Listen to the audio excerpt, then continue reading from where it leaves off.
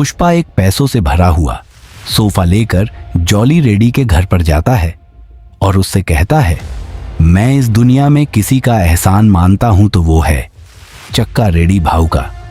उस दिन उन्होंने पास में बैठकर मेरा प्लान समझने की बात ना बोली होती तो मैं सिंडिकेट का प्रेसिडेंट कभी नहीं बन पाता।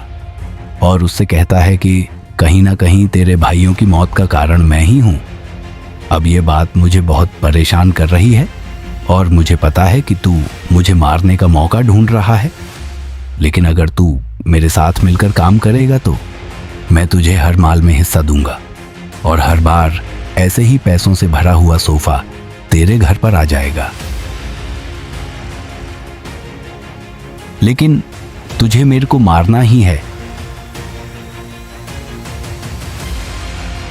तो यह ले गन और मुझे मार दे।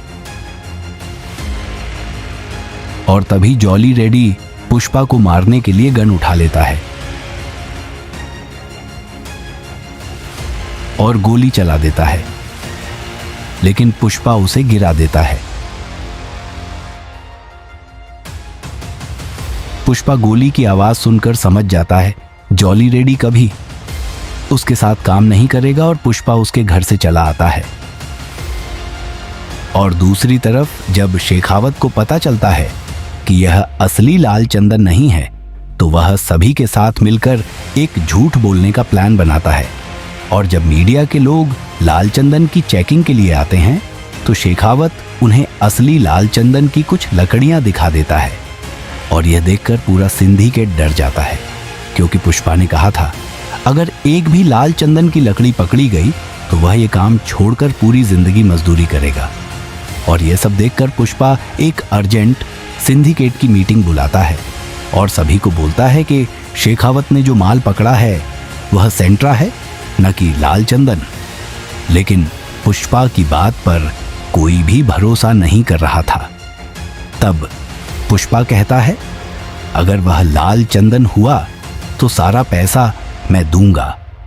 और यह बोलकर पुष्पा मीटिंग छोड़कर चला जाता है। और दूसरी तरफ शेखावत इंटरनेशनल ब्रोकर को पकड़ लेता है और उसे डराकर माल की पूरी डिटेल पूछ लेता है। माल कहां से आने वाला है और कौन से देश में जाने वाला है। और शेखावत को पता चल जाता है कि सारा माल जापान जाने वाला है। और शेखावत उस इंटरनेशनल ब्रोकर को जान से मार देता है ताकि पुष्पा को माल के पैसे ही ना मिले। उसके बाद पुष्पा माल के पैसे लेने के लिए जापान चला जाता है और वहां से अपनी डील फाइनल करके आता है। दोस्तों, डिस्क्रिप्शन में आप सभी के लिए एक सरप्राइज लिंक है, जाओ और क्लिक करो